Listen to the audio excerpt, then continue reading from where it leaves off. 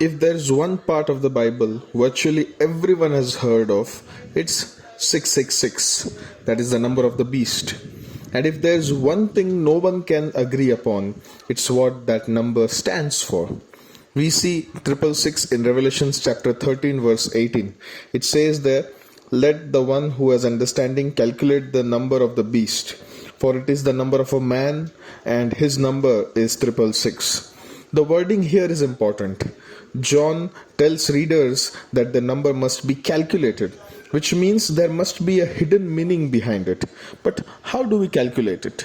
Firstly, we can calculate it by calculating symbolism. One option for solving this biblical riddle is gematria, the idea that numbers have symbolic meaning.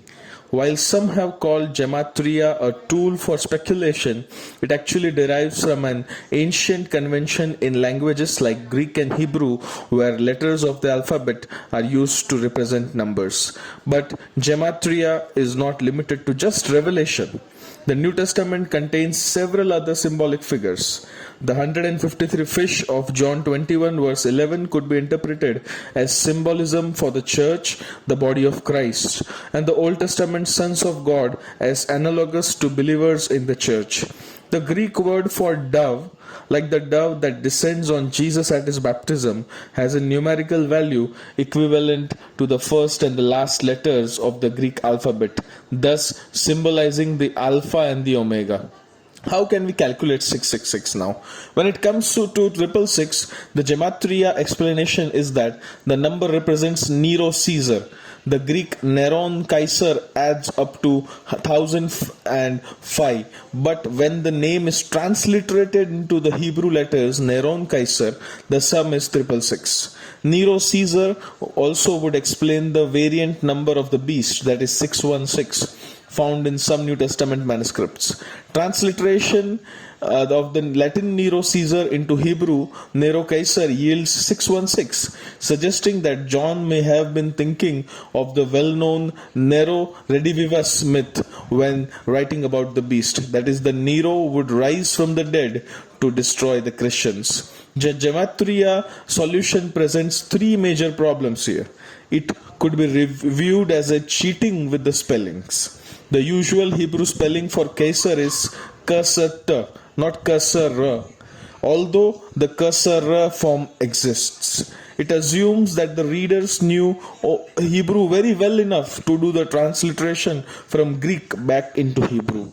And perhaps most tellingly, the early Christian commentators who knew of the Nero Revividus myth never identified 666 with Nero.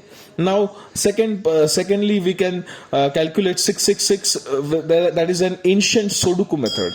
There is another possibility. 666 is a magical square.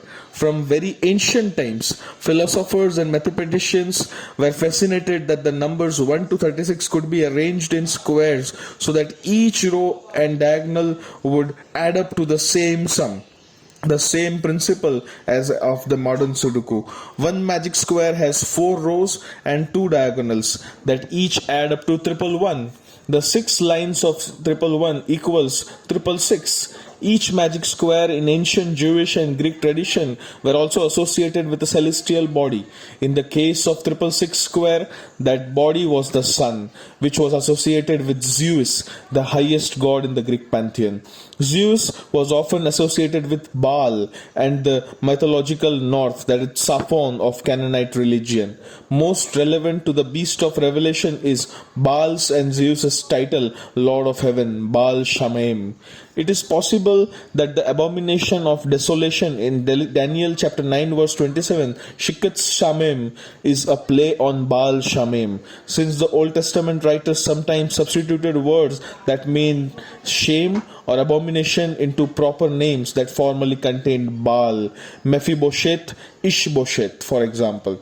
This would mean that 666 is a symbol for the abominable Baal, the dark lord of the Old Testament world, and satanic power in the New Testament thinking.